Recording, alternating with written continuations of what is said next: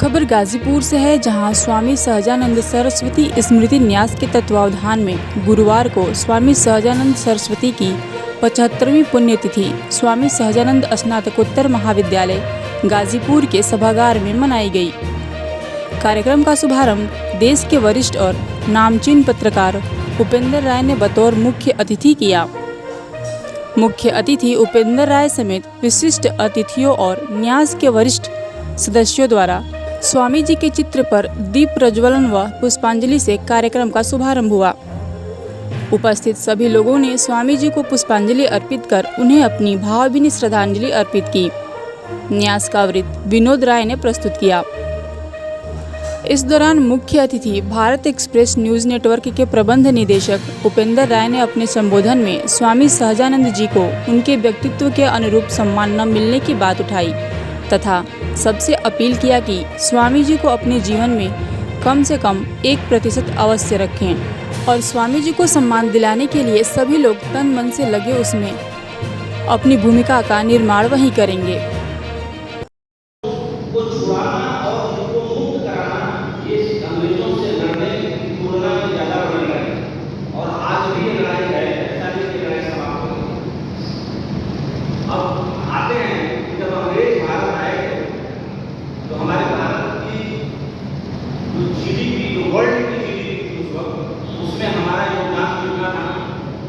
हमारा योगदान 25 से 30% था और जब हमारा देश आजाद हुआ तो हमारा योगदान कितना था? 2 से 3% और आज हमारा योगदान कितना है? 2% से कम। तो मैं ये कहना चाहूँगा कि हमारे स्वतंत्रता संग्राम की लड़ाई लड़ने वाले तमाम वीर पुरुष को, तमाम क्रांतिकारी को, तमाम विचारक, हर कोई अपने समय से पहले पैदा हुआ। जैसे भगवान श्री कृष्ण के बारे में कहा जाता है कि इस पृथ्वी पर उतना बड़ा क्रांतिकारी नहीं पैदा हुआ, तो भगवान श्री कृष्ण के बारे में कहा जाता है कि वो अपने समय से करीब 5,500 साल पहले पैदा हुआ। शायद अब जाके उनको थोड़ा बहुत समझ पाने का मामला पश्चिम के समाज में होगा, भारत में तो अभी भी नहीं है। और मैं बहुत सहज भाव से कहता हूँ कि सूरदास को उनके बचपन की व्याख्या करते करते जैसे वो जवानी की व्याख्या तक आए, सूरदास की समझ से बाहर निकल गए, चैतन्य महाप्रभु की समझ से बाहर निकल गए, एक मीरा की समझ में आए तो मीरा को समाज में कितना प्रताड़ित रहेंगे, उस प्रताड़ना की कहानी भी कमाल की। और हमारे सामने की कहानी ऐसी है कि जिस जमींदारों के खिलाफ लड़ाई थी उसी जमींदार परिवार में पैदा हुए, लेकिन आम लोगों को मुक्त कराने के लिए वो अपने पूरे जीवन संघर्ष करते रहे। भारतीय किसान सभा की स्थापना स्वामी सहजानंद के जीवन की सबसे बड़ी उपलब्धियों में से एक मैं मानता हूँ कि उन्होंने रेखांकित किया सरकार को, उस वक्त महात्मा गांधी को, उस वक्त सुभाष चंद्र बोस को, कि अंग्रेजों की लड़ाई तो है, लेकिन अंग्रेजों के अलावा ये हमारे भूले अंग्रेज हैं, ये ज़्यादा खतरनाक है, इनको भी इनके भी शासन से मुक्त कराने की जरूरत है, तब जाकर सही आंदोलन को सार्थक करेंगे। अब आज के डेट में हमारा जो देश है उसमें 38 लाख जाते हैं। आप सोच रहे हैं कि देश का विकास कैसे होगा?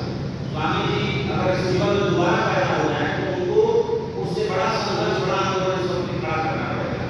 38 लाख जातियां हैं और 3.5 लाख इस दुनिया में सेट धर्म और संप्रदाय है।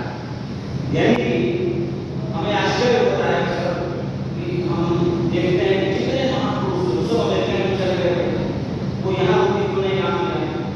यहाँ के बड़े लोग पुराना थे, चाहे और यहाँ के 2 4 बड़े वैज्ञानिक थे, चाहे कार्ल मार्क्स जर्मनी में बैठा हुआ, चाहे आइंस्टीन जर्मनी में बैठा हुआ, ये सारे अमेरिका के थे। एक कारण, वो कारण ये था कि अमेरिका में आज भी कोई आपकी जान नहीं पूछता, आपसे ये पूछता है कि आपको क्या आता है और क्या कर सकते हो। हमारे यहाँ जान पूछ जाते हैं होना चाहते हो, उसके बाद बातचीत शुरू होती है। तो वहाँ पे दिमागी रूप से जो पिछड़ापन है वो हमारे यहाँ अभी भी बहुत गहरे लोगों के दिमाग में बैठा हुआ है। जिस देश में 38 लाख जातियाँ हों, 38 लाख सिकंजों में लोग बंधे हों और जिस देश में 35 लाख देवी देवताओं की पूजा होती हो, उस देश के लोगों का मन, मानस और चेतना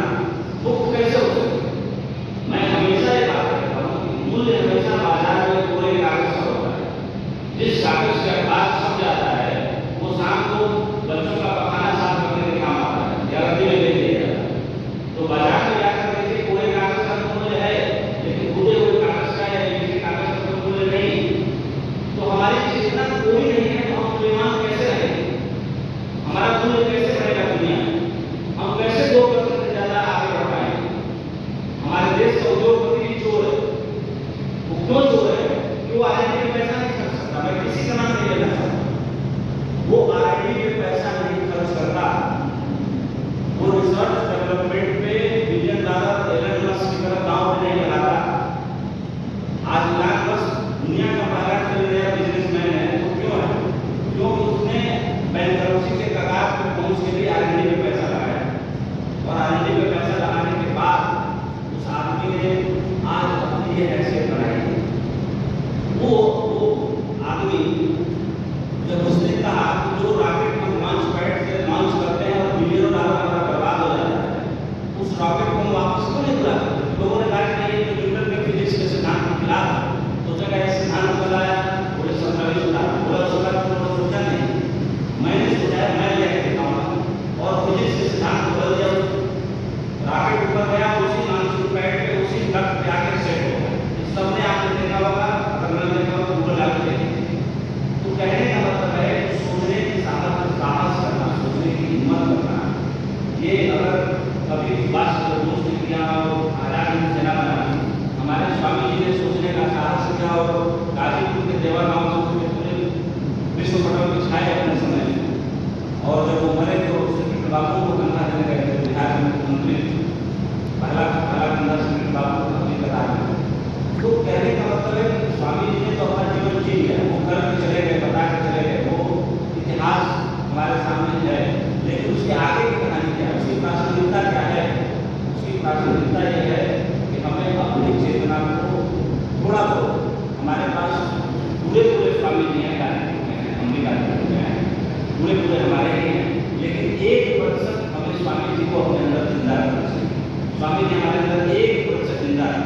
अगर 1% स्वामी जी हमारे अंदर जिंदा रहे, हमारे अंदर देने का, लड़ने का, करने का, जगने का वही भाव रहे, तो मुझे लगता है कि स्वामी सहजानंद सरस्वती के ऊपर बात करने की कोई सार्थकता है नहीं। तो स्वामी जी तो आए, इस पृथ्वी पर रहे और अपनी यात्रा पूरी करके चले। हम अपना जीवन उसी तरह से जीना है मौज में जैसे हम जीते। मैंने कई जगह कहा कि आत्मज्ञानी को इस जीवन को जीने में बड़ी तकलीफ होती है। अज्ञानी को जीने में बिल्कुल तकलीफ, उस जीवन को जीने में बड़ी तकलीफ होती है। अज्ञानी को जीने में बिल्कुल तकलीफ है। अज्ञानी को बहुत मजे में जीता है। एक कांटा हमारे पैर में छूटा है और एक कांटा किसी बुद्ध के पैर में छूटा है, तो बुद्ध जैसे व्यक्ति के पैर में कांटा छूटा है तो करोड़ों गुना दर्द होता है। इसलिए दर्द होता है कि बुद्ध का रोम रोम जला, हमारा रोम रोम सोया, तो हमें उतना ही दर्द होगा थोड़ा सा, लेकिन इसका रोम रोम जाकर तो उसको करोड़ों गुना दर्द होता है। तो स्वामी जी की जो वेदना थी, चेतना थी, उनको जो चीजों से गुजरे, वो वेदना और चेतना उनको वहां ले गए। स्वामी जी जैसा देखा लेकर 3 वर्ष उन्होंने 2009 से 2012 1912 3 वर्ष वो इतना गहन अध्ययन किया उन्होंने हमारे वेदों का, शास्त्रों का, उपनिषदों का, और उनका बड़ा कमाल का कमांड था अपने साहित्य पर और अपने वेदों उपनिषदों पर।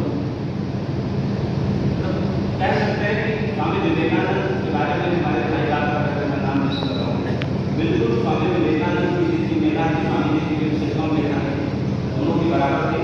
और हिंदुस्तान जैसे समाज में स्वामी जी ने अपनी जगह बनाई थी, तो इसके पीछे मैं मानता हूँ कि स्वामी जी का जो जीवन था और उनकी जो तपस्या थी, उनका जो देने का भाव था, उनका जो करने का भाव था, उन्होंने हर एक कुरीति पे, अंधविश्वास पे गहरा पत्थर लगा दिया।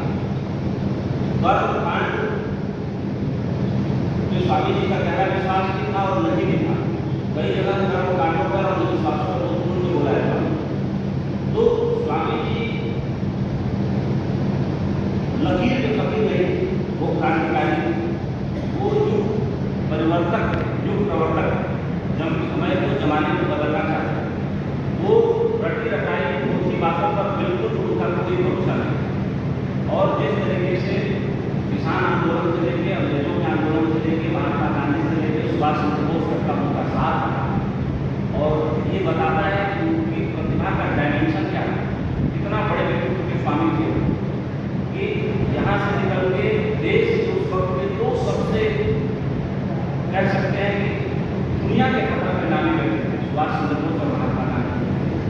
दोनों सबके दोस्त थे, दोनों के साथ उन्होंने अच्छा खासा समय बिताया और उनकी बात पर दोनों ने बहुत अच्छा खासा गौर भी किया। और हर सभा में जहाँ भी किसान से जुड़ी बातें थी, महात्मा गांधी ने उनको याद किया, बुलाया, सुभाष जी ने उनको याद